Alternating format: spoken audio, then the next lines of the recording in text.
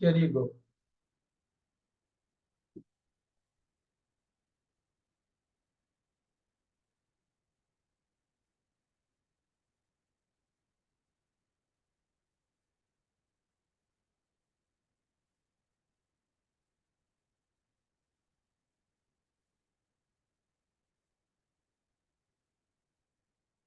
Start பண்ணிக்கலாம்.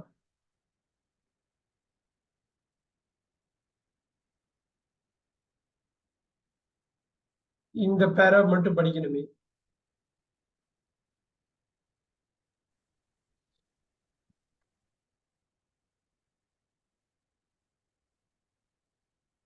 Ayyapparaj sir இதை மட்டும் படிக்கிறீங்களா? இந்த பேராகிராஃப் படிக்கிறேன் sir. Last week I was playing at home with my best friend. We were not playing any sport, but we were running up and down the stairs when I fell down. I hit my teeth badly. My mom took me straight to the dentist in her car. She didn't have to take me to the hospital. I didn't need an ambulance. The dentist checked my teeth and told me to get some medicine for the pain. He also said that I might have a toothache for a week. Okay, இது போதும் எனக்கு. Okay, இதுல வந்து நீங்க படிச்சது வந்து நல்லா பண்ணிருக்கீங்க. இதுல வந்து ஒரே ஒரு விஷயம் நம்ம படிக்கிறப்ப பாக்குறது என்னன்னா, எக்ஸாக்டா அவங்க என்ன சொல்றாங்கிறத கரெக்டா புரிஞ்சுக்கணும். அந்த புரிதல் இருக்கிறப்ப நமக்கு வந்து பாக்கி எல்லா ஸ்கில்லுமே வந்துடும். இந்த புரிதல்ங்கிற ஒரு ஸ்கில் வேணும். அது ரீடிங்கா இருக்கலாம், ரைட்டிங்கா இருக்கலாம், லிசனிங்கா இருக்கலாம், ஸ்பீக்கிங்கா இருக்கலாம். அந்த புரிதல்ல இருந்து நம்ம வரணும். அந்த வந்தாக்க கட்டாயமா அது வந்து நம்மளால வந்து கம்ப்ளீட்டா புரிஞ்சுக்கலாம்னு வச்சுங்க. இப்ப ஒரே ஒரு கொஸ்டின், இந்த வேர்ட்ஸ் படிக்கிறப்ப அந்த டென்டிஸ்ட்ங்கிற வேர்டு வந்து உங்களுக்கு நல்லாவே தெரியும். ஆனா இது படிக்கிறப்ப வரல பாத்தீங்களா? Yes sir. ரைட். அதே மாதிரி ஹியர், அந்த ஹெர்ங்கிற வார்த்தை நல்லாவே தெரியும். ஹியர்ங்கிற ஒரு வார்த்தை வந்துச்சு உங்களுக்கு, ஹெர்ன்னு வராம. ஆமா சார். Yes sir. ரைட். இதெல்லாம் வந்து பேசிக்கா எல்லாருக்குமே நடக்கிறது தான். அதாவது நமக்கு நல்லா தெரியும், படிக்கணும்னு வர்றப்ப நம்ம தப்பா படிச்சிருவோம்.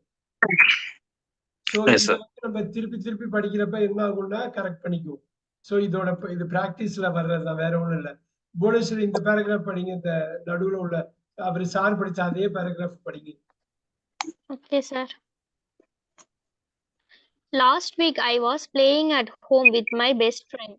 We were not playing any sport, but we were running up and down the stairs when I fell down. I hit my teeth badly. My mom took me straight to the dentist in her car. She didn't have to take me to the hospital. I didn't need an ambulance. The dentist checked my teeth and told me to get some medicines for the pain. He also said that I might have a toothache for a week. பாத்தீங்க, ஏதோ ஒரு audio disturbance மட்டும் இருக்குது, யாருன்னு தெரியல. ஆனா இப்ப ஜென்ரலா அது மட்டும் நீங்க மியூட் பண்ணிக்கலாம். முக்கியமா இதுல சொல்ல வந்தது என்ன அப்படின்னா, 3 திங்ஸ் நீங்க பார்க்கணும். அது பேசுறதா இருக்கலாம், எழுதுறதா இருக்கலாம், படிக்கிறதா இருக்கலாம், எல்லாமே 3 விஷயம் தான் நம்ம பார்க்கணும். அந்த 3 விஷயத்த நம்ம பார்த்துக்கிட்டே இருக்கோம். சொல்ல போனா ஒண்ணு வந்து டென்சஸ், ரைட். நான் வந்து அது எப்பொழுதும் சொல்றேன்னா, அதை வச்சுட்டு இங்க நான் இப்ப கவர் பண்றேன் பாருங்க உங்களுக்கு. Look at that. இந்த 3 விஷயம் தான் நீங்க படிக்கிறப்பயோ, யாராவது ஒருத்தவங்க பேசுறப்பயோ, நீங்க படிக்கணும்னு, நீங்க பேசணும்னு நினைக்கிறப்பயோ, எழுதணும்னு நினைக்கிறப்பயோ ரொம்ப தெளிவா பார்க்க வேண்டியது அதான். Tenses, pronoun, preposition. இன்னைக்கு உள்ளதுல நம்ம ஃபியூ டெக்ஸ்ட் படிப்போம். படிச்சுட்டு அது கரெக்டா நீங்க இன்டர்பிரேட் பண்றீங்களா, அதை உங்களுடைய எழுத்துக்கும் பேச்சுக்கும் பயன்படுத்த முடியுமான்னு பார்க்கணும். Alright, we can do that here. Look at this. ஒரு நோட்புக் எடுத்துக்கீங்க. இப்ப பாருங்க, இப்படியே நான் போயிட்டே இருக்கேன். இது யாரும் அந்த ஆடியோ மியூட் பண்ணிக்கணும். ஆடியோ மியூட் பண்ணிக்கணும். இது மாதிரி சவுண்ட் வர்ற மாதிரி இருந்தா ஒன்றும் பிரச்சனை இல்லை.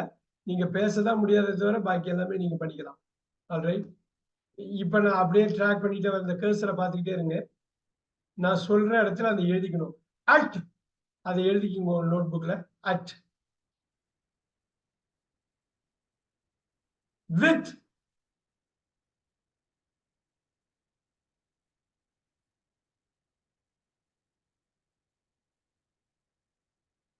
To in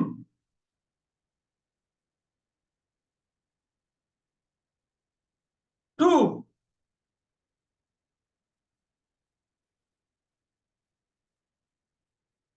for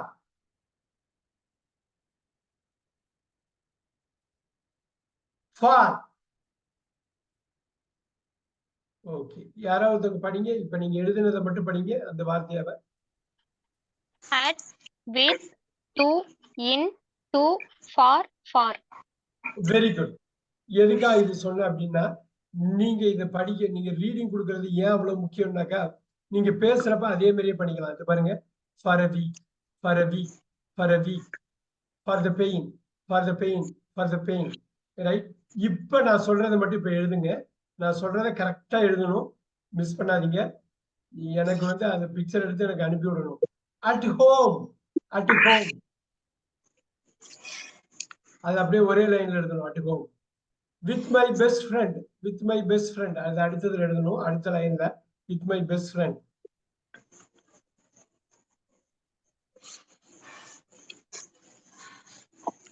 to the dentist, to the dentist, to the dentist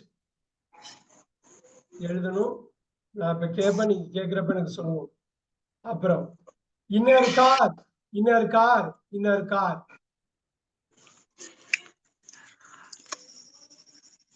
to the hospital, to the hospital, to the hospital. For the pain, for the pain, for the pain. For a week, for a week, for a week. Alright. இதை மட்டும் அப்படி note பண்ணிக்கிங்க. இது ஏங்கிறத நான் சொல்றேன். இப்ப எனக்கு யாராவது ஒரு வாலண்டியர் வேணும். சுமதி மேம் நீங்க வந்தாலும் பரவாயில்ல. எனக்கு என்னன்னா, இந்த ஒரு சென்டென்ஸை படிச்சுட்டு அதுக்கு தமிழ்ல சொல்லணும். அடுத்த சென்டென்ஸ் ஒவ்வொரு சென்டென்ஸா படிச்சுட்டு அது தமிழ்ல சொல்லிட்டு ஸ்டாப் பண்ணிட்டு திருப்பி அடுத்த சென்டென்ஸ் இங்கிலீஷ்ல படிச்சு அதுக்குரிய தமிழ்ல சொல்லணும். கரெக்டா சொல்லணும். எனக்கு அந்த டென்ஸை மிஸ் பண்ணாம சொல்லணும். இந்த டென்ஸ் எக்ஸசைஸ் நீங்க கரெக்டா அந்த காலத்தை புரிஞ்சுக்கிறீங்களான்னு நம்ம பார்க்கணும். ஃபர்ஸ்ட் சென்டென்ஸ் ஃபுல் ஸ்டாப் வரணும் படிக்கணும். அதுக்கு தமிழ்ல சொல்லணும். அடுத்த வாக்கியம் ஃபுல் ஸ்டாப் வரணும் படிக்கணும். அதுக்கு தமிழ்ல சொல்லணும். Okay, go ahead. Last week I was playing at home with my best friend. Last week நான் என் பெஸ்ட் ஃப்ரெண்டோட வீட்ல விளையாடிட்டு இருந்தேன். சூப்பர். வீட்ல விளையாடிட்டு இருந்தேன். எவ்வளவு அருமையா விளையாடி கொண்டிருந்தேன்னா வடக்கு தமிழ்ல அருமையா பேசுறாங்க. லாஸ்ட் வீக் என்னோட பெஸ்ட் ஃப்ரெண்டோட என் வீட்ல நான் விளையாடிட்டு இருந்தேன். சூப்பர். அதுதான் விளையாடிட்டு இருக்கிறதெல்லாம் மாத்தி சொல்லுவேன். விளையாடிட்டு இருந்தேன். Very nice. அடுத்த ஃபுல் ஸ்டாப் வர்றவர்கள் படிச்சுட்டு சொல்லுங்க. Very good. We were not playing any sport, but we were running up and down the stairs when I fell down. நாங்க எந்த ஸ்போர்ட்ஸும் விளையாடல. ஆனா நாங்க படிக்கட்டுல ஏறி இறங்கி ஏறி இறங்க விளையாட்டு விளையாடிட்டு இருந்த போது நான் கீழே விழுந்துட்டேன். சூப்பர். அடுத்தது. I hit my teeth badly. என்னோட பல்லு மோசமா அடிபட்டுச்சு. My mom I hit my teeth badly. மோசமா அடிபட்டது ஒண்ணு. நான் அடி வாங்கிட்டேன். என்னோட பல்லு அடி வாங்கிடுச்சு. ஓகே. என் பல்லு மோசமா அடி வாங்கிடுச்சு. My mom took me straight to the dentist in her car. என் அம்மா அவங்களுடைய கார்ல என்ன ஸ்ட்ரைட்டா டென்டிஸ்ட்கிட்டே கூட்டிட்டு போயிட்டாங்க. Super. She didn't have to take me to the hospital.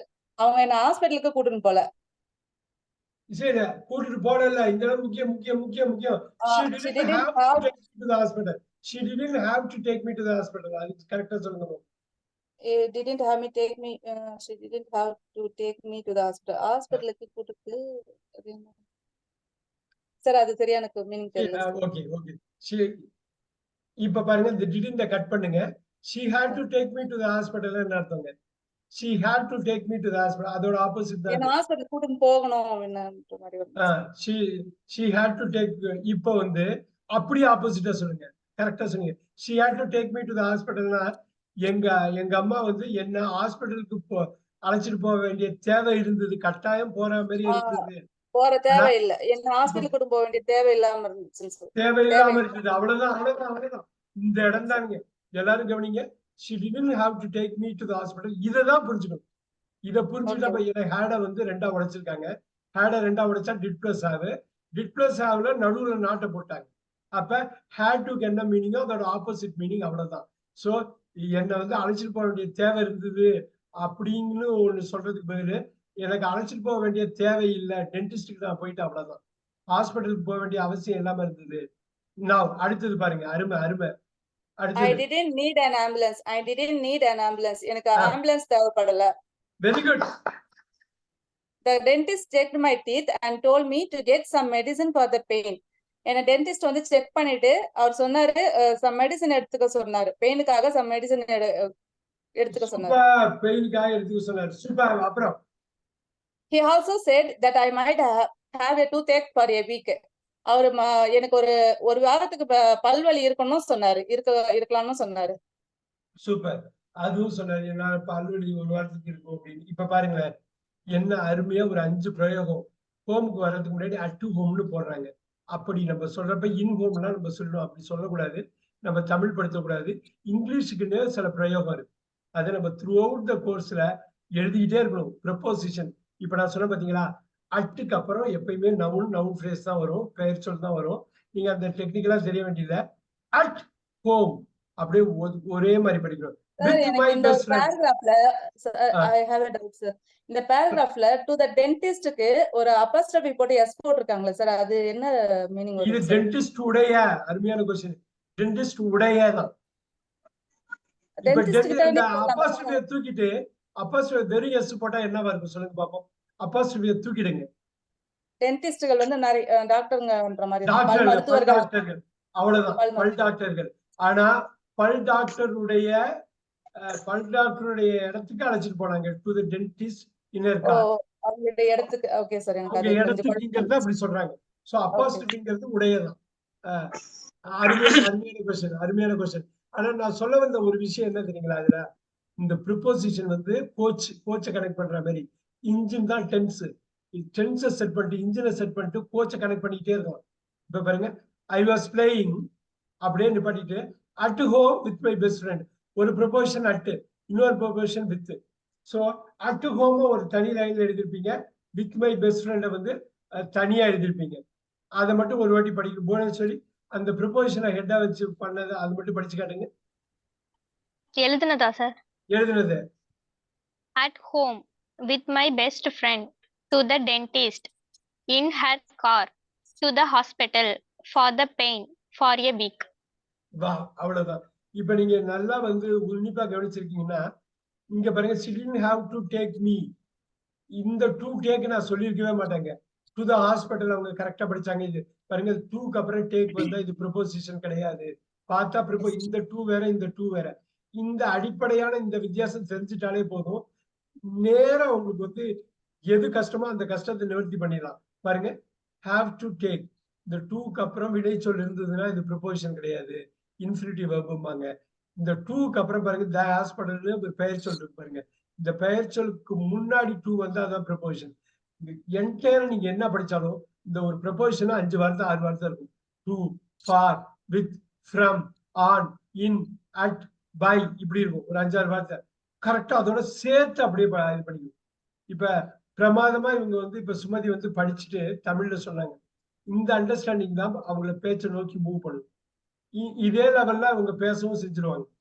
So நம்மளோட படிப்போட ஆழம் தான் நம்ம பேச்சோட ஆழமாவும் இருக்கும். குறிப்பா நமக்கு ஆங்கில தாய்மொழியா இல்லாதப்ப, சுத்தி உள்ளவங்க யாருமே ஆங்கிலத்துல பேசாதப்ப நம்ம படிப்பின் ஆழம் தான் நம்ம புரிதலின் ஆழம், பேச்சோட ஆழம், ரைட்டிங்கோட ஆழம். அதனால ரீட் பண்றப்ப வாய் விட்டு தைரியமா ரீட் பண்ணணும். ரீட் பண்ற ஆப்பர்ச்சுனிட்டி கிடைப்பதெல்லாம் ரீட் பண்ணணும். நீங்க அப்படி படிக்கிறப்ப ரொம்ப சூப்பரா இருக்கும். இதை நான் கொண்டு வந்திருக்கேன் இல்லையா, இந்த கான்செப்டை நம்ம கொண்டு போவோம். நம்பர் 3 எனக்கு வந்து யாராவது ஒருத்தவங்க படிக்கணும். ஹரி சார் படிக்கிறீங்களா? மேரி லூ இங்க படிக்கிறீங்களா?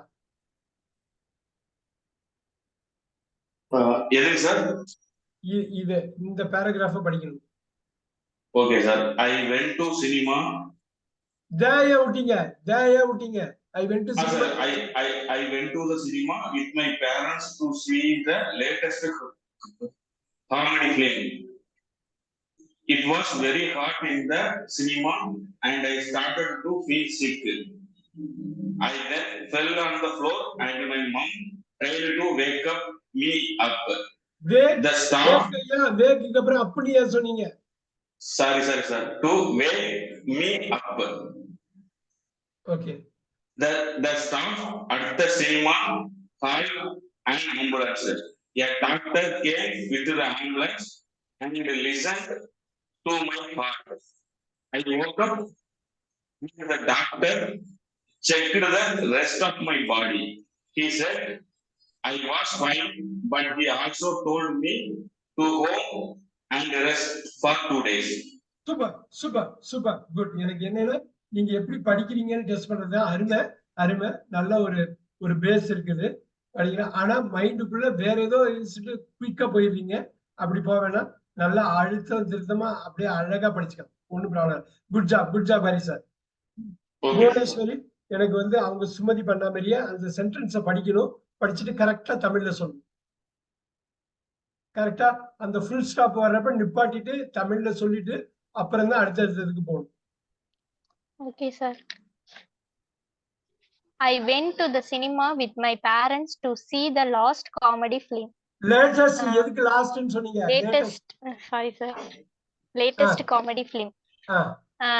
நான் என் பேரண்ட்ஸ் கூட கடைசியா சினிமாக்கு போனேன். அது வந்து லேட்டஸ்டா காமெடி ஃபிலிம்க்கு போனேன். அத பார்க்கிறதுக்கு போனீங்க. Very good. It was very hard in the cinema and I started to feel sick. எனக்கு சொல்லுங்க. சினிமானா அமெரிக்கால வந்து சினிமானா தியேட்டரையே சினிமான்னு தான் சொல்லுவாங்க. நம்ம படத்தை தான் சினிமான்னு சொல்லுவோம் இல்லையா? அவங்க வந்து தியேட்டரையே சினிமான்னு தான் சொல்லுவாங்க. நான் அந்த தியேட்டருக்கு போனப்ப அங்க ஹாட்டா இருந்துச்சு. அதனால எனக்கு உடம்பு சரியில்லாம போக ஆரம்பிச்சிருச்சு. அப்போ பரவாயில்ல. உடம்பு சரியாம போக ஆரம்பிச்சிருச்சு. Very good. Then I fell on the floor and my mom tried to wake me up.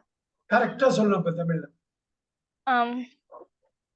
நான் வந்து அந்த கீழே விழுந்துட்டேன். எங்க அம்மா வந்து என்ன தூக்கி விட முயற்சி பண்ணாங்க. அருமை. போதும், இவ்வளவு போதும். அடுத்தது. The staff at the cinema called an ambulance. அந்த தியேட்டர்ல இருந்த ஸ்டாஃப் வந்து ஆம்புலன்ஸ கூப்பிட்டாங்க, கால் பண்ணாங்க. Very good. அப்புறம் A doctor came with the ambulance and listened to my heart. உடனே கால் பண்ணதும் டாக்டர் வந்தாங்க. வந்து ஆம்புலன்ஸ்ல இருந்த டாக்டர் வந்து என்னோட ஹார்ட் பீட்டை வந்து செக் பண்ணாங்க, லிசன் பண்ணாங்க. அப்புறம் I woke up the doctor. I woke up and the doctor checked the rest of my body.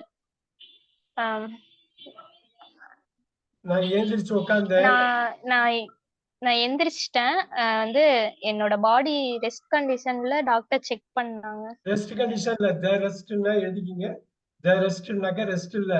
தி ரெஸ்ட்னா யாருக்கு தெரியும்? ரெஸ்ட்னா ஓய்வு. தி ரெஸ்ட்னா என்ன? மீதி. என்னோட பழைய கோர்ஸ் படிச்சிருந்தா உங்களுக்கு சொல்லிருப்பேன் நானு. ரெஸ்ட்னா ஓய்வு. தி ரெஸ்ட்னா பாக்கி, மிச்சம், மீதி பாகத்தை செக் பண்ணாங்க. அவ்வளவுதான். சூப்பர். அப்புறம் புவனேஸ்வரி. அப்புறம் He said I was fine, but he also told me to go home and rest for 2 days. அருமையா சொல்லுங்க.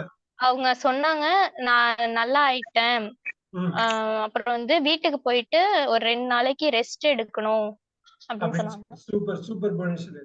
I am so happy. அந்த தைரியம் வந்து பாருங்க. நல்லா படிச்சு இதோ தமிழ்ல சொல்லிடுறேன் அப்படின்னு அருமை அருமை. ஒரு 9 out of 10 அழகா கொடுப்பேன் நானு. அந்த அளவு ரொம்ப பிரமாதமா இந்த A2 லெவல் டெக்ஸ்ட நல்லா பண்ணிருக்கீங்க. இப்ப எழுதிக்கீங்க எல்லாரும். டு த சினிமா எழுதுங்க. டு த சினிமா நான் சொல்றதை எழுதணும். டு த சினிமா பாருங்க, ப்ரொபோஷனை போட்டு அப்படியே ஒரு நவுன் ஃப்ரேஸ் எப்படி கொடுத்துருக்காங்க பாருங்க.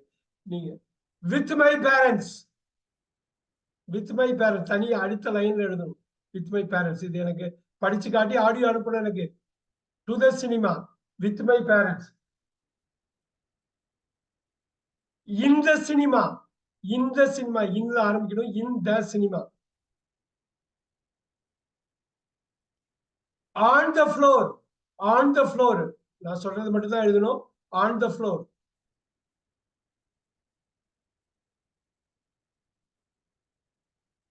At the cinema, at the cinema பாருங்க, அங்க இந்த சினிமா இங்க அட் த சினிமா. என்ன பிரமாதம் பாருங்க. At the cinema. With the ambulance, with the ambulance.